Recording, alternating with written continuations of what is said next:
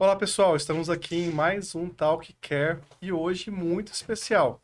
Estamos aqui com duas super convidadas que vocês vão conhecer agora e vamos falar sobre um tema muito legal, né, Danilo? Isso mesmo. Meu nome é Danilo Fiaglio, sou um dos fundadores aqui do Talcare, aqui do meu lado, Estevão, meu sócio nesse projeto. E a nossa proposta aqui, é claro, é sempre trazer temas muito relevantes ligados à assistência domiciliar, cuidado de idosos, envelhecimento. E hoje falaremos de um tema que eu gosto muito, afinal, sou fã condicional. Eu levanto a bandeira em defesa das ILPIs, né? E trouxemos aqui duas grandes profissionais, né, para estar discutindo o assunto, né? Vamos falar sobre mitos e verdades ligados ao cuidado da ILPI em idosos, Instituição de Longa Permanência de Idosos. E aqui a gente tem a doutora Mariana. Doutora Mariana, pode se apresentar? Boa tarde, gente. Um prazer estar aqui. Obrigada pelo convite. Eu sou Mariana, sou médica geriatra.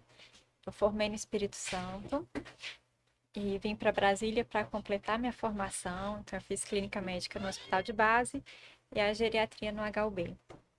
E tenho o curso de aperfeiçoamento em cuidados paliativos, que é outro tema, outro assunto muito querido. Ah, que legal. E ao lado aqui da doutora Mariana, a gente tem a Val. Val, seja bem-vinda. Se apresente aqui para o nosso público. Obrigada, é um prazer estar aqui com vocês, né? Com a doutora Mariana, também a nossa geriatra. Eu sou Valdenice, eu sou enfermeira, né? Já trabalho com idosos há uns 20 anos, né? Era agente comunitária de saúde, depois resolvi fazer o curso de enfermagem aqui em Brasília e já atuo na área aqui em Brasília há uns 13 anos. Tenho experiência de outra instituição e atualmente sou enfermeira, sou diretora, sou responsável técnica do Residencial Anchieta no Lago Norte, que é uma instituição de longa permanência, né, que o Danilo conhece bem, é nosso parceiro aí desde o início. Estamos aqui para abordar esse assunto de instituição de longa permanência, mitos e verdades. Maravilha, maravilha. Bem, vamos começar então? Quer começar? Vamos. Ah, a gente tem, vamos falar de mitos, né? Antigamente, Val, você vai lembrar que eu acho que você é da mesma época que a minha, né? Lá eu comecei em 2003, mais ou menos, na enfermagem. Eu também. Então, é a mesma época. A gente tinha os asilos, né? E naquela época a gente tinha muita denúncia, não tinha regulamentação, pelo menos nos locais que eu convivi.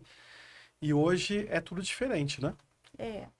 Então, antigamente tinha mesmo essa questão aí de, né, era asilos, eram locais onde ficavam idosos às vezes que não tinham família ou que não tinham condições, né? E desde 2005 que houve uma regularização dessa atividade, né, que tem a RDC era 283, agora em 2021 teve uma alteração para 502, RDC 502, que é uma norma que regulamenta o funcionamento das instituições, ela que determina o formato, né, dessas instituições, quantos idosos tem que ter por quarto, que tem que ter banheiro, que tem que ter adaptação. Então, desde essa criação dessa norma, né, dessa RDC que regulamenta, que é uma RDC da Anvisa, que passou a ter uma melhora bastante. E ultimamente, né, nos últimos anos, eu estou aqui em Brasília desde 2006, é, tem evoluído muito o trabalho. Hoje em dia, as instituições de longa permanência estão cada vez mais sofisticadas, né, mais adaptadas, mais preparadas para oferecer um serviço de qualidade para os idosos. Bacana. O que eu percebo, né? Eu também tinha esse preconceito antes de trabalhar dentro desse mercado, né? Eu olhando de fora, enxergava que existia o termo asilo, né? E a gente sempre, como o Estevão colocou aqui, lembrava daquelas famílias que abandonavam ali o idoso, e aí ali dentro existia ali também, né, um descuidado em relação a essa atenção ao idoso, ou um despreparo, né, que levou todo esse preconceito, tá? E hoje eu vejo, assim, Val, além dessa estruturação, um esforço adicional, né, falando do mercado de Brasília, especialmente, que é o que eu mais conheço, agora a gente tem conhecido outros mercados, porque a gente tem espalhado a nossa marca aí em outras cidades, né? Mas existe um esforço realmente por proporcionar além, né? Além daquilo que é cobrado, por exemplo, dentro de uma resolução, né? Eu vejo muito isso lá no Anchieta. Isso. Esse conceito, né, de asilo mudou muito, porque hoje a instituição de longa permanência ela passa a ser o asilo era um local de abandono e a instituição de longa permanência hoje é um local de cuidado, né? Onde a família, ela é uma parceira da gente, né? Eles colocam os idosos lá, eles passam a ser nosso parceiro. Eu falo até que a gente que passa a ser parte da equipe, porque Sim. eles trabalham junto com a gente, né? Eles estão presentes, nenhum dos nossos idosos são abandonados. Os familiares são muito presentes. A nossa instituição, eu costumo dizer que é porta aberta para a família. A gente não tem um horário de visita assim. de- O familiar praticamente tem a chave da instituição, né? Para ir Isso. lá visitar e. Se só pode ir visitar às 18 horas, então vai às 18 horas. E assim, a gente tem essa parceria, esse trabalho é, em comum mesmo com a família. A família ela está muito presente, cobra da gente, ajuda também em fiscalizar e ajuda também em proporcionar o melhor para esse idoso. Às vezes a gente precisa de uma coisa diferente para a segurança do idoso, fala com a família. Precisa da avaliação do dentista, a gente percebe que o idoso está com algum problema, às vezes, para alimentar, e aí é um problema odontológico, já tem o dentista que vai na casa. Então, é muito aberto isso, é muito gostoso esse trabalho com a família, dentro da instituição. Então, acho que ainda existe o preconceito, mas acho que isso aos poucos está se desfazendo, Sim. está se superando, né? Porque quem precisa do trabalho, quem conhece o trabalho, sabe que não tem mais nada a ver, não tem mais característica, não tem nada de asilo. Eu acho importante isso, né? Porque a sociedade está mudando. Então, é uma demanda que eu acho que vai ser cada vez maior. Uhum. Porque antigamente tinham 9 filhos, famílias com 13, 15. Então, eram muitos filhos para cuidar dos pais. Às vezes tinha aquele filho que não casava, ficava solteiro, ficava em casa e acabava sendo responsável, né, pelo cuidado do pai. E hoje a realidade é 1, 2 filhos. Quem tem 3 já tem muito, né? Então, e o mercado de trabalho exige muito desses filhos também. Então, o idoso acaba ficando sem essa assistência familiar. Então, aí entra essa realmente parceria com a instituição É para uma suprir opção, né, esse doutora? cuidado, com É uma opção certeza. para de abrigo e assim, e essa desmistificação que está havendo, né? Acho legal, porque a família, eu percebo isso, né? Com muitos gestores de RPI, a família chega às vezes aqui pesada, né? Assim, Cheia olha, de é com culpa. muito pesar que eu tô deixando meu pai aqui. E às vezes com uma conversa fala, nossa, ou com uma experiência fala, cara, não sabia que era assim. É, Né? E você tem ali, você, doutora Mariana, você tem um pé na domiciliar e você tem um pé na ILPI, né? sim. Eu acho que você pode nos acrescentar muito em relação a isso, né? Ah, é, por que que ainda há esse preconceito? Isso está mudando? Você está percebendo isso? Né? Em que situações que é mais favorável realmente à institucionalização do paciente, visto que esse paciente pode ficar em casa, às vezes sentado no sofá o dia todo vendo TV, ao invés de estar numa IGPI se socializando e recebendo estímulos cognitivos que pode auxiliar ele, é, talvez não melhorar, mas pelo menos retardar um pouco a evolução de um quadro demencial, neurológico e por aí vai. Eu queria que você falasse um pouco sobre isso. É. A nossa realidade, acho que em termos de Brasil ainda, é a institucionalização por síndrome demencial. Acho que a grande maioria aí, uns mais de 90% dos idosos institucionalizados hoje são por conta de síndrome demencial. E isso gera para o cuidador uma sobrecarga muito grande, né? Então, o cuidador sobrecarregado, ele vai acabar pecando um pouco no cuidado, Sim, porque ele já não consegue nem se autocuidar. sim. Então, extrapolar esse cuidado para o outro, que uma relação que às vezes era de tanto amor, vai se perdendo, vai se desgastando, vai mudando. Até Então, limitado pelo que o cuidador pode fazer pelo paciente, sim, né? com certeza, porque ele não vai ter o conhecimento técnico, né? Sim, Às vezes ele está ali cheio de boa vontade, cheio de amor, mas ele não tem o conhecimento técnico. E além da técnica, tem questão financeira também. sim, Porque você dá o suporte de fisioterapia, nutrição, fono, toda essa parte da equipe multi, só no domicílio, é muito complicado.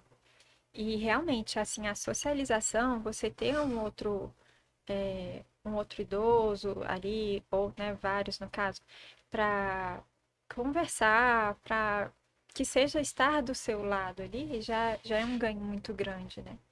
Então, essa questão do isolamento, que às vezes o paciente, que a família opta por cuidar em casa, é muito marcante, assim, que você vê aquele idoso que realmente, às vezes, passa o dia, um dia monótono, um dia no sofá, ou em uma atividade única, tem muitos que ficam só arrumando e desarrumando o armário. A atividade dele é dobrar roupa, guardar roupa, tirar a roupa do armário, e isso todos os dias. Então, isso deixa Ainda tem de. um risco de queda, né?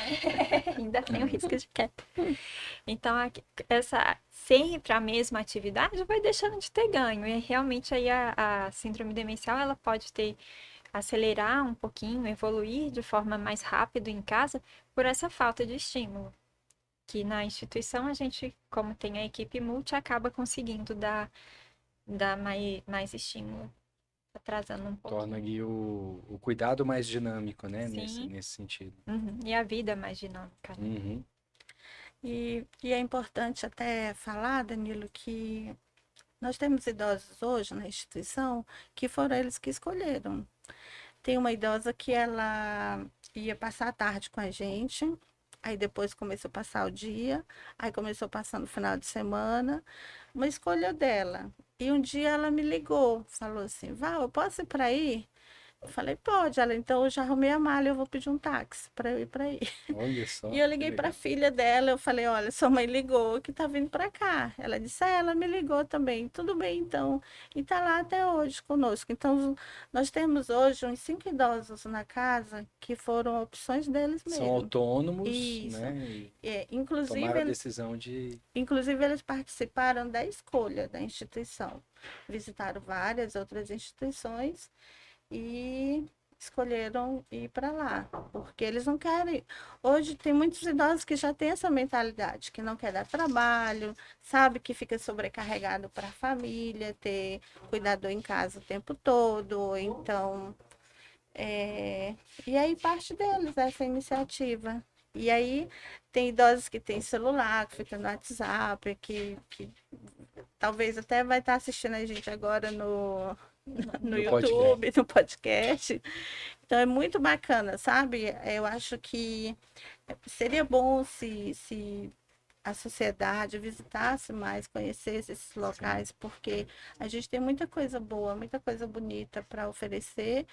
E é um trabalho assim de doação, doação de quem está lá envolvido nos cuidados, né? A doutora Mariana se doa como médica, eu como enfermeira, tem toda a minha equipe também está que se doa para oferecer o melhor para eles, né? Sim. E é isso. É interessante que tô pensando na história aqui, né? Desde a criação do SUS que eu participei. Não sou tão velho assim, mas do SUS pra cá eu participei quase de tudo, né? É, e o direito do idoso mudou muito isso, né? Não só em LPI, mas em hospitais também, né? Sim. Antigamente, nos hospitais, os idosos ficavam sozinhos, né? Hoje é proibido, né? Existe um serviço social nos hospitais particulares, nos públicos. Se a família abandonar o paciente no hospital lá, igual acontecia nos asilos, eles são acionados juridicamente para responder e criminalmente. Então, hoje em dia, o direito do idoso melhorou bastante, né? Com certeza. E eu vou te fazer uma pergunta que é a minha percepção. Vamos ver se é mito ou verdade isso, né? Eu visito algumas casas hoje em dia, né? Não em Brasília, mas fora. Goiânia, João Pessoa e outras que a gente tem a unidade. E aí eu percebo, vocês podem me falar, doutora, que essas instituições parecem um navio no sentido de um Royal Caribe, um navio de cruzeiro, vamos dizer assim. E eu acho isso muito legal, porque eu chego lá, tem música, tem gente dançando, tem gente na piscina, tem fisioterapeuta, tem um monte de apoio. Esse dia eu entrei em uma, Val, e aí eu olhei assim, eu falei, cara, isso que parece um cruzeiro, né? Não sei se já fizeram cruzeiro. Tem atividade o dia inteiro. Nos cruzeiros tem muitos idosos também, muito velho lá. Eu falei, parece um cruzeiro, isso aqui é uma diversão só. Eu queria vir pra cá quando eu envelheceu. Eu falei Tem os isso. idosos que pintam o cabelo, né, Val? É, tem. É mito ou é verdade? Isso é assim mesmo no dia a dia, quando a gente não tá lá? Tem um pouco de mito e um pouco de verdade. Qual que é o planejamento que os médicos, os geriatras fazem para esses idosos dentro de uma instituição de longa permanência? Aí varia muito, né? Porque tem idoso que vai sim querer festejar, tá sempre nessa Vibe. atividade, nessa festa, e tem outros não. Tem outros que querem ficar quietos. Mas um cruzeiro também é assim. É. Tem gente que vai querer Na ficar tomando sol sociedade é assim, sozinho, né? Cada um E é tem do gente que vai seu querer jeito. fazer festa 24 É. horas. Então, esse Tem equilíbrio. espaço. Isso, esse equilíbrio, porque às vezes, se você vive em festa, o idoso que gosta de ficar quieto não vai gostar, né? Entendi. Então tem que ter esse equilíbrio, né? Tem sim o dia da música, o dia da terapia ocupacional, que a gente envolve mais, faz bingo, faz outros jogos, outras brincadeiras para envolver, para estar todo mundo ali num clima mais Familiar. alegre, mais para cima mesmo, e tem os momentos que realmente a gente vai precisar de uma quietude maior. Ah, legal. No Chieta nós temos até o Tai Chi Chuan, né? Sim. E foi legal porque quem trouxe a solicitação, a ideia do Tai Chi foi uma idosa. Ela falou: Ah, eu vi um vídeo do Tai Chi Chuan e achei bem legal e tal. E aí eu entrei em contato com o rapaz do Tai Chi Chuan, então a gente tem Tai Chi Chuan. E assim, porque essa participação deles é importante, faz parte do programa de trabalho. Agora, como a doutora falou, tem aqueles idosos que gostam de ficar mais reclusos. E isso também a gente tem que respeitar. Né? A gente tem que tenta convencer para ir, para levar lá para atividade, tudo. Tem a musicoterapia que eles adoram também. E nem sempre a gente consegue. Às vezes a gente fica meio triste, né, por não conseguir levar e tudo, mas faz parte também disso. A gente tem que respeitar essa vontade, principalmente quando ele ainda tem esse poder, né, de dizer não, eu De não decidir. quero, de decidir. Né? Então, Não, mas na verdade o que eu mais admiro, assim, sabe, Val, na institucionalização é o poder que vocês têm, às vezes, na personalização do cuidado. Isso é muito legal, né? De olhar aquele indivíduo como indivíduo. Acho que esse é o grande diferencial se a gente colocar asilo e LPI.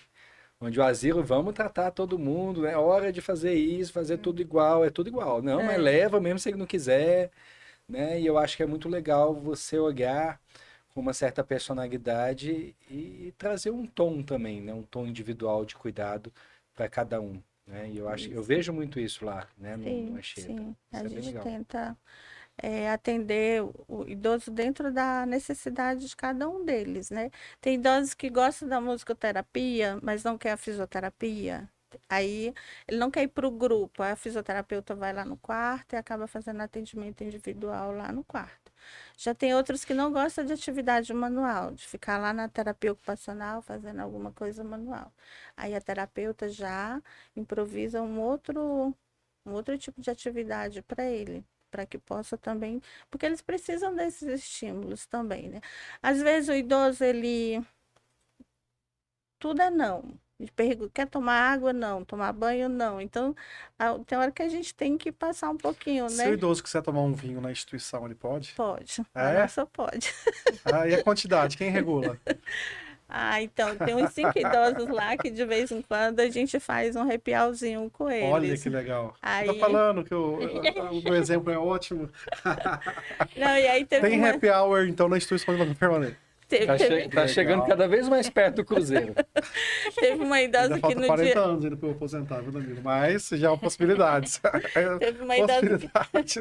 Teve uma idosa que no jogo da Copa, ela falou assim, Val, podia liberar um vinho, né? E aí eu comprei o vinho e tudo. Só que eu pensei que ela ia tomar, quando eu vi, tava a garrafa de vinho lá na mesinha, lá no meio, na frente da TV ali, sabe? E eu, não, gente, vamos Chega. devagar. Vamos devagar. Mas a gente faz passa uma taçazinha de vinho para eles de vez em quando. Ah, que legal Um isso. queijinho. Isso é bom. A médica libera. Com certeza.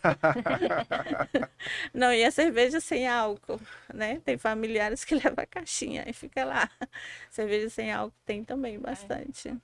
A E família participa desse cardápio, então, do que pode e o que não pode também. sim, sim, sim. E é muito legal isso, sabe? A gente tem um idoso que a filha mora fora do Brasil e ela vem periodicamente. E aí ela almoça com ele lá na instituição, ela lancha com ele, só não dorme, porque não tem lugar. Se tivesse, ainda botava uma caminha lá.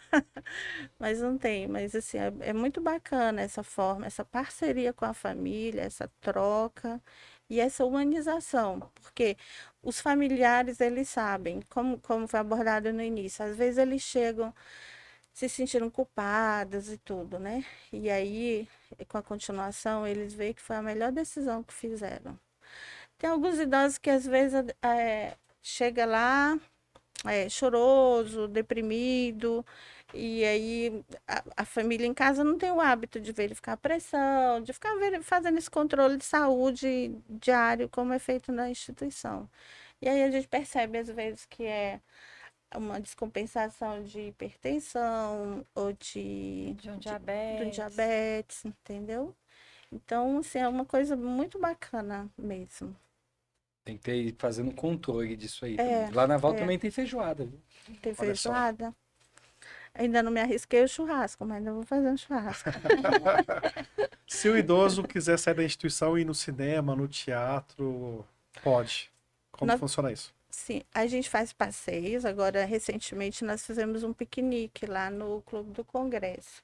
Antes da pandemia, nós íamos muito a shopping, a CCBB. Aí veio a pandemia, que foi um desafio Eu quero enorme, perguntar sobre né? a pandemia. E agora, Deve aos ter poucos, sido estamos desafio. voltando. E os familiares, eles têm também essa liberdade de levar o idoso. Na Anchieta, eles tanto podem levar para casa, para almoço, quanto sair com eles final de semana, como também podem vir almoçar na instituição. Avisa com antecedência e a gente prepara ali o local para eles. Mas essa pergunta que você fez é boa. Mas eu acho assim, Val, acho que no contexto que o Estevão estava perguntando é assim. Eu sou idoso, tenho uma autonomia. Sou idoso, lúcido, né? Meu quadro cognitivo normal. Eu posso residir numa IRPI e ter uma autonomia de sair e voltar? Ou existe critérios? Eu imagino que deva haver, né? Que aqui não é um hotel, né? Então, eu acho que é legal a gente falar sobre isso também. Como que funciona nesse sentido? Se o idoso tem realmente, porque tem os graus de dependência, né? Tem o grau 1, o grau 2 e o grau 3. O grau 1 é aquele idoso que é independente, mas que necessita de uma supervisão, mesmo que não muito ali, né, 100%. E tem o idoso autônomo, que é aquele que dirige mesmo. Sim. No Anchieta eu não tenho nenhum nessa condição. Eu tinha um idoso que ele saía com taxista, que já fazia serviço para ele, né? Ele já fazia uso desse serviço em casa. Então, ele combinava com o taxista e ele saía, o taxista ficava. Mas a primeira vez que ele fez isso, a filha estava viajando e ele inventou de sair. Ele era autônomo mesmo, ele tinha essa independência, eu não podia dizer não para ele, sabe? que eu fiz, peguei meu carro e fui. Seguiu. Segui. Ele ficou no salão e eu do outro lado da rua. É. E assim, depois eu conversei, consegui falar com a filha, ela disse, não, quando ele quiser sair, pode deixar sair, desde que fosse sempre acompanhado com alguém de confiança dele, que era, no caso, o taxista. Não tenho nenhum autônomo, assim, mas eu acredito que possa, né? Eu acho que essa pergunta entra muito no que eu falei, que atualmente a maioria dos idosos institucionalizados tem síndrome demencial. Eu imagino que no futuro não vai ser só esse padrão. É, Então, quando a gente tiver uma casa realmente que os idosos vão escolher e escolher mais, né? O ir para a instituição, o viver lá, o tempo de permanência lá, aí eu acho que a gente vai vivenciar mais esse entra e sai sim, da casa. E eu acho importante, né? Porque em alguns lugares, se eu não me engano, no Japão, já tem que é a ideia de condomínios. sim, Então, onde cada um, na verdade, não é um quarto, é tipo uma kitchen, um chalezinho. é. E Condomínio geriátrico, né? isso. Aí eu acho que o futuro seria mais isso, né? Sim. Aí essa mobilidade vai crescer, que realmente, por enquanto, ainda é mais complexo por conta disso. E Acaba que a demanda é daquela assim, ai, é porque eu não tô aguentando mais cuidar do meu pai, eu resisti ao isso. máximo e É, agora não tem mais jeito, é, é. né? E aí a família encontra o conforto desse cuidado. Vamos falar sobre a questão da família, né? Começar pela doutora Mariana. Doutora Mariana, a gente vai falar sobre a responsabilidade da família nesse cuidado institucionalizado. Tem um outro ponto também, né? E às vezes institucionaliza e pronto. É. Agora tô, não Tô ali. precisa fazer mais nada, né? E não é bem assim, né? Existe uma responsabilidade. Qual que é o papel da família em um paciente em uma instituição de longa permanência? Bom, o papel da família eu acho que o fundamental é de continuar o carinho, o cuidado e o amor com aquele familiar na instituição. Então, que a gente tem falado aqui, né, dessa questão da mudança do asilo, que era o abandono, então é trazer o familiar para dentro da casa. Então, ele precisa estar ali. Ele não deixou de ser uma figura importante porque o pai ou a mãe não estão mais sob o cuidado direto dele. Então, ele precisa dar esse suporte também. Isso faz toda a diferença para o paciente, né? Tanto que, igual a Val falou, muitos têm celular, ficam no WhatsApp, então pedem para ver, né? Os filhos, os netos. Então, é não excluir o idoso do convívio com a família. Isso é muito importante. E às vezes até há uma virtualização, né? Eu vejo muito isso. Às vezes, não É, posso ir aí, ou o filho mora em uma outra cidade, né? sim, E aí tem uma chamada. Eu vejo que vocês estimulam muito nesse sentido, né, Val? A gente tem celulares, tablets que ficam na instituição à disposição, os familiares têm o número. Isso foi adotado, na verdade, na pandemia, né? No período da pandemia, a família não podia visitar, então tivemos que disponibilizar meios. E aí faz chamada de vídeo, né? Os que não têm celular, fica o celular na casa disponível para eles. Além disso, na pandemia, eu acho que muita coisa mudou, né? Principalmente para instituições de longa permanência. O que mudou? olha, eu acho que agora a gente está já começando a recuperar o que era antes. Mas eu acho que o que mais mudou foi realmente o contato. E não só o contato do familiar com o idoso institucionalizado, mas até com a gente.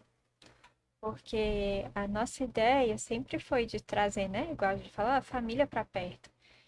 E esse ano a gente já começou a ter o encontro novamente, né? A chamar a família, fazer tipo uma palestra para eles estarem ali com a gente também, tirando dúvida, esclarecendo algumas coisas. E na pandemia isso ficou super restrito.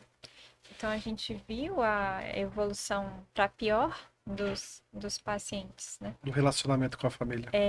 E mesmo as atividades da equipe multi também foram prejudicadas, né? A gente ficou com muito receio ali Em alguma época, a própria vigilância sanitária proibiu, né? proibiu Sim. tudo, sim.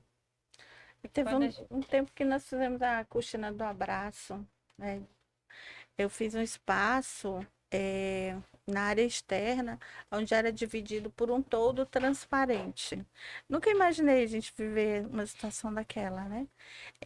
Ficava o espaço aberto e aí tinha um toldo transparente, o familiar ficava de um lado e o idoso do outro, né? Dava para ver porque era transparente, mas não podia abraçar. E aí comprei a cortina do abraço também. Tivemos a cortina do abraço. Foi assim, os primeiros abraços foram muito emocionantes, né? Tem vídeo? Tem vídeo, tem fotos. Que legal. Ah, que legal.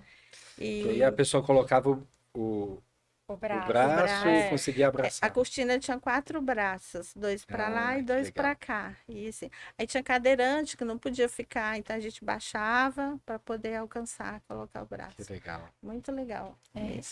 Mas eu acho que assim, uma das grandes sequelas que ficou da pandemia é o medo. Então, tirar o medo do imaginário das pessoas, né, que foi tão martelado ali com tudo, e isso está sendo mais difícil, né? Lógico que trouxe alguns benefícios, né? A gente ter mais atenção, alguns cuidados, principalmente aí higiene de mãos, a forma de tossir e proteger, mas o medo é uma sequela não só nas instituições, né, Geral. mas na Eu sociedade. vejo isso no domicílio, doutora. Até hoje, as famílias às vezes estão ali ainda bem preocupadas com qualquer um que chega, né? Enfim. Tem gente que ainda usa máscara direta, né? Aham. Aí chega de Duas manhã. máscaras às vezes, né? Eu lembro de algumas reflexões minhas, né? Uma era os centros cirúrgicos do país todo aboliu o Propé. Porque viu que pelo pé não passava infecção. Infecção passava por vias aéreas e pela mão, principalmente. A gente começou a colocar muito lá, lavagem de mãos nos centros cirúrgicos, cirurgia limpa, os protocolos e por aí vai. E aí, quando veio a pandemia, eu entrava nas casas, todo mundo com propé. Eu falei, gente, não é pelo que passou o vírus, Pior, né? não. É mais fácil Mas você não é- é mais fácil você se contaminar colocando o propé do que usando o propé. Teve um lugar que, acho que de Goiânia pra cá, que lavava pneu, tipo, qual é o sentido não. disso, né? Sim. Várias casas pediam pra gente tomar banho de álcool, passar álcool em tudo. E existia um certo exagero, mas as pessoas estavam realmente muito preocupadas, né? Mas o interessante é que eu via que muita gente pegou Covid, mesmo tendo Todo esse Todos cuidado. todo esses esse cuidados. cuidado e a gente não tinha controle. Mas acho que o maior mal mesmo foi, sem dúvida, o medo e a informação ruim, né? Com certeza. Tive idosos que, vários, tá? Não é um não, vários, que malhava, que ia pra academia, que a família cuidava, na pandemia trancaram eles dentro de casa, não pode sair mais, não pode malhar, não pode fazer nada. E aí o que que eles fizeram? Começaram a beber, viraram alcoólatras. Hoje em dia são alcoólatras, não tem como tirar mais, não tem como tratar o álcool deles, porque eles passaram 2 anos bebendo todos os dias. E não é um caso, não, um monte de casos que eu peguei, com os geriatras que a gente trabalha participou também. Então, a pandemia trouxe um lado escuro nosso da Efeitos área da colaterais saúde. aí, né? Vários. Muitos. Além de depressão, problemas de saúde, por falta de acompanhamento, né? E foi um tempo difícil. Teve muita gente que perdeu funcionalidade, né? Que dirigia antes da pandemia, depois não conseguiu mais, porque deixou de. Exatamente. Perca funcional, sem dúvida. É. Como que vocês preparam a sua equipe para trabalhar dentro de uma instituição hoje? Ela não é igual a um hospital. O que vocês fazem de diferente com os seus cuidadores em relação aos idosos e toda a equipe? Eu acho que quem está mais à frente disso é a Val e a outra enfermeira nossa, que é a Juliana, sempre orientando nessa questão assim da individualização do cuidado, de chegar para o idoso, explicar o que está sendo feito. Manter a autonomia. Isso. Tentar preservar aquilo ali, entender. Eu acho que a nossa principal missão é fazer entender que está cuidando de outro ser humano. Então, às vezes as pessoas chegam muito no automático. Então, por exemplo, quando eu vou examinar o paciente, preciso auscultar, então já vai, chega e vai tirando, A tirando a roupa, roupa pra gente, calma, toca, vamos lá, olha, chama pelo sou nome. Mariana, vou te examinar, como que a senhora tá? Então, esse cuidado a gente sempre tenta ensinar para os cuidadores. Sim. E eu acho que é um grande desafio, não só das instituições, mas de todos os setores, é mão de obra. É, A gente começa pela seleção, né? Procura aplicar uma prova, para fazer um processo seletivo mais rigoroso. Todos os nossos cuidadores têm cursos, têm certificado, né? Temos profissionais de enfermagem, técnicos de enfermagem e tem outra enfermeira que trabalha conosco já há uns 6 anos também. E todo mês a gente faz capacitação com eles. E a equipe multidisciplinar também, a gente se reúne, faz estudo de caso, né? A gente pega ali um idoso e às vezes dois, quando dá tempo, né? Dependendo do problema, a gente consegue fazer até dois de uma vez. E aí traça um plano de cuidado multidisciplinar para ele.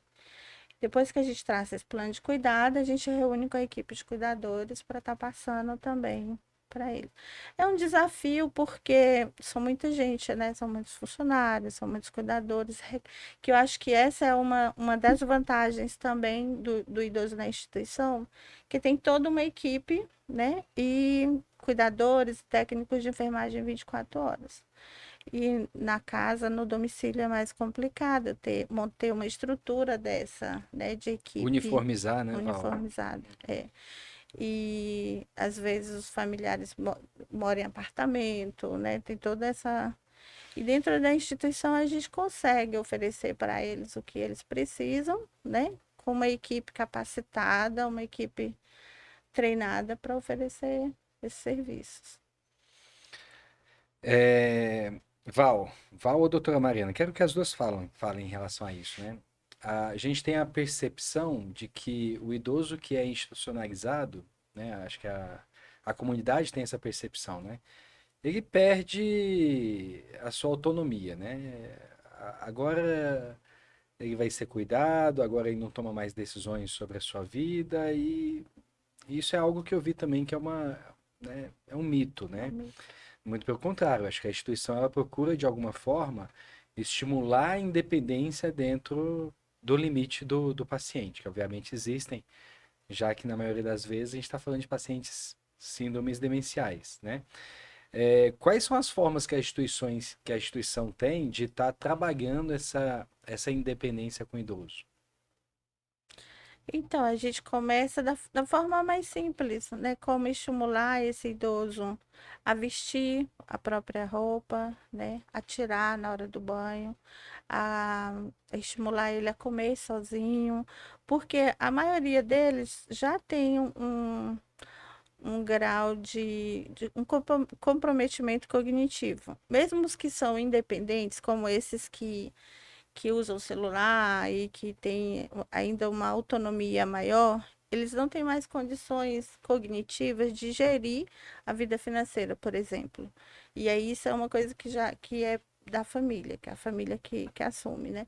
Dentro da instituição, o nosso papel é estimular eles a deambular, né? A Exatamente. manter essa Atividade de vida diária. atividade de vida Sim. diária. É Exato. porque eu já vi, Estevão, assim, lá no Anchieta, já vi algumas vezes, a Val vai concordar comigo.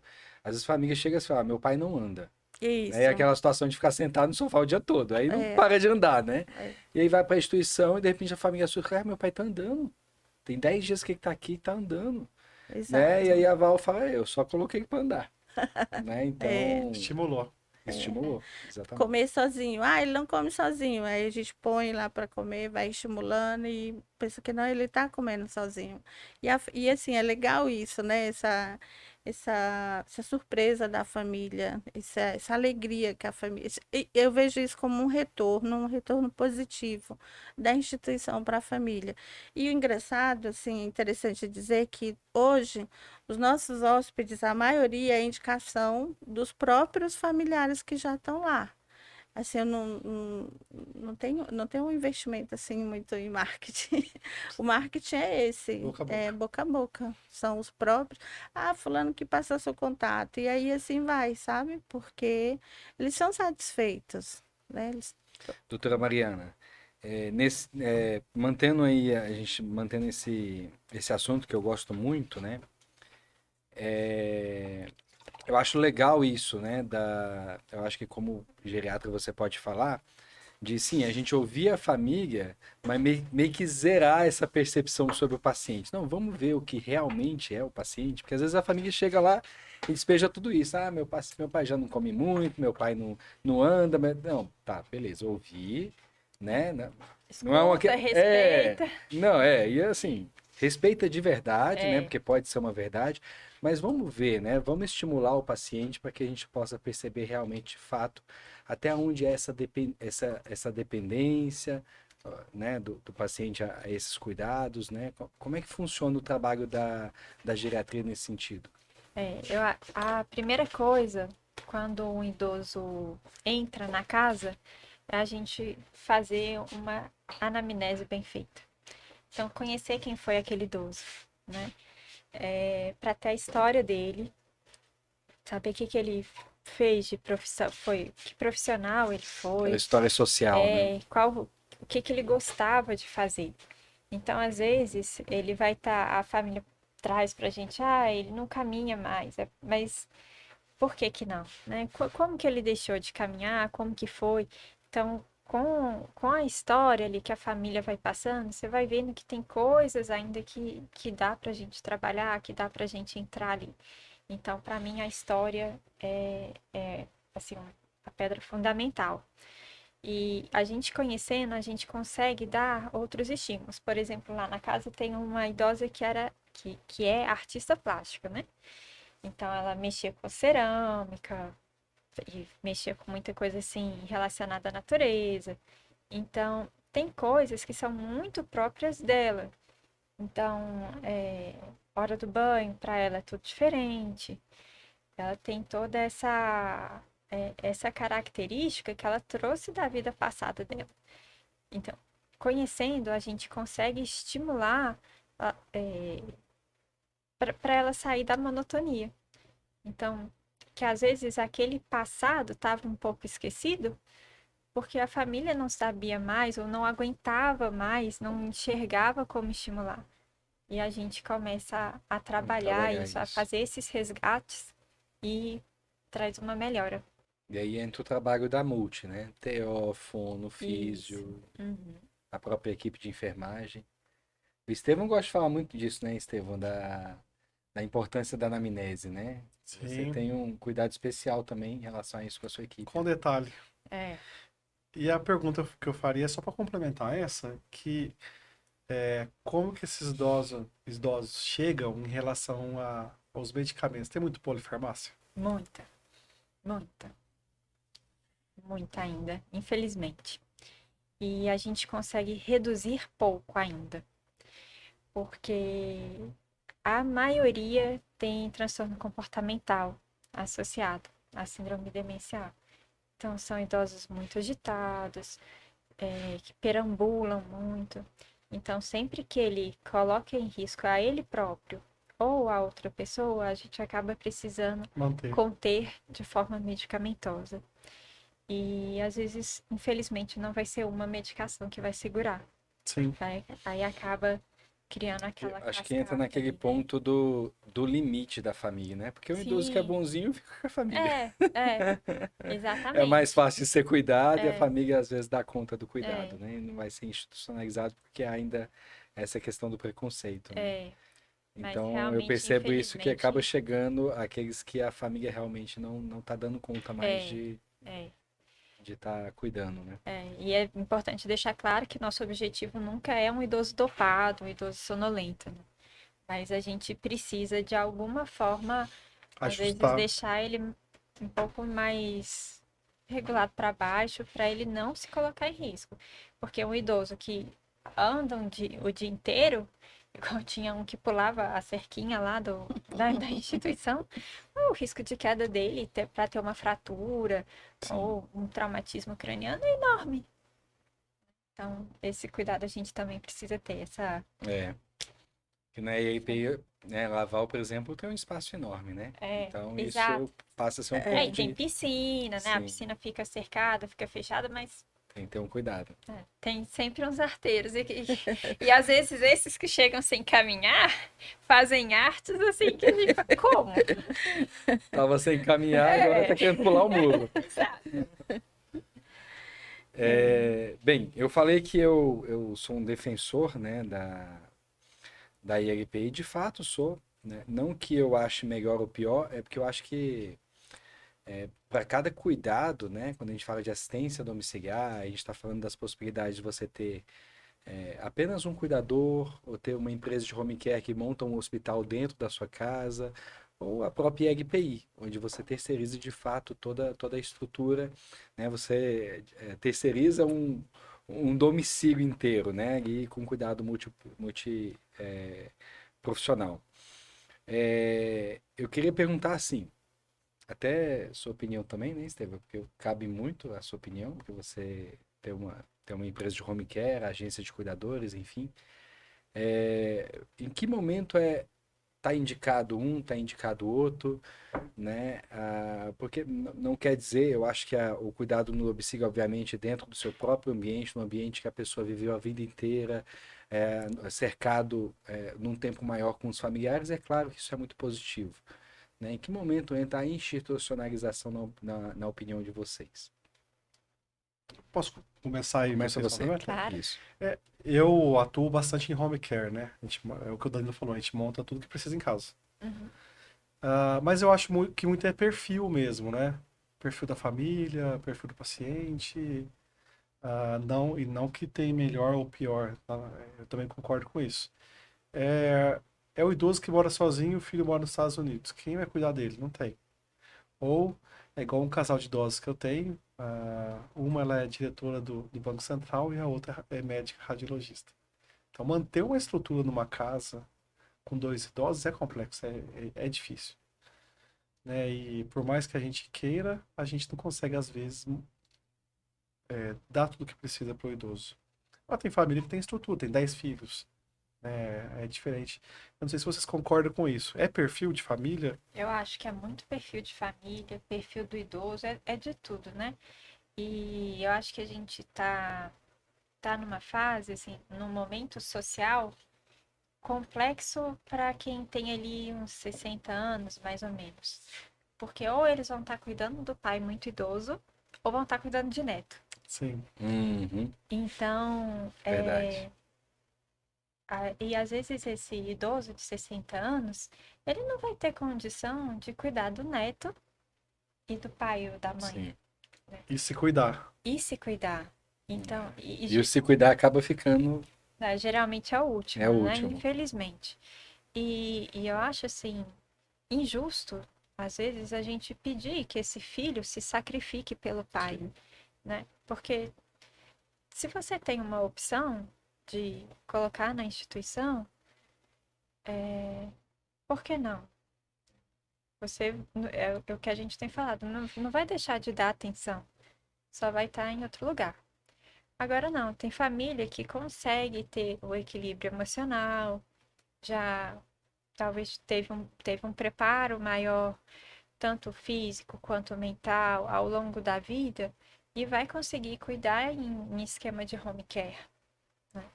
Mas se for um idoso que tipo, perambula, ou que tem a vocalização, que fica, que grita, que fala muito, que muitos, né, não sei se Sim, sim, nossa experiência de home care, socorro, sim. né? A Tá me família, fica, matando! a família fica É, extremamente incomodada com os Tá vizinhos. me exato. matando! Então tem tudo isso, né? Aí eu acho que quando a gente chega assim nesse ponto, acaba que a instituição é uma Opção. opção. Uma saída, É. né? Agora o idoso, que às vezes é mais acamado, já tá numa fase mais avançada, talvez o home care também seja a melhor área Sim. para ele, né? Até uma observação antes da Val falar, que eu quero que a Val fale também. O Estevão, ele tem uma empresa de home care barra agência de cuidadores e ele institucionaliza muito. Eu admiro isso demais do Estevão. Fala assim, Não, ó, quando a família tem para perfil, vocês, é. talvez o melhor seja institucionalizar. Quando é perfil, a gente indica, né? Até já indiquei bastante Avon. Eu não sei o que chega lá, mas assim, ó, procura, tem esse telefone aqui, é uma instituição boa, trata com carinho e por aí vai. Mas é muito perfil, né? E também tem as condições financeiras, né? Com certeza. Montar um home care em casa não é barato. Não. E às vezes uma instituição fica mais barato. Então, tem família que vai pesar a questão financeira, tem outros que vai pesar a questão emocional, e tá tudo bem. É. Mas E é até isso. nessa questão, né? Hoje em dia a gente tem um pouco um conflito até com os planos de saúde. Porque eu acho que os familiares não têm tanta noção do que é dever do plano Sim. e Sim. do que não é. Então, eu trabalho em hospital também, então chega muita família pedindo o técnico de enfermagem, que seria o que o home care oferece, né? E, na verdade, precisaria de um cuidador.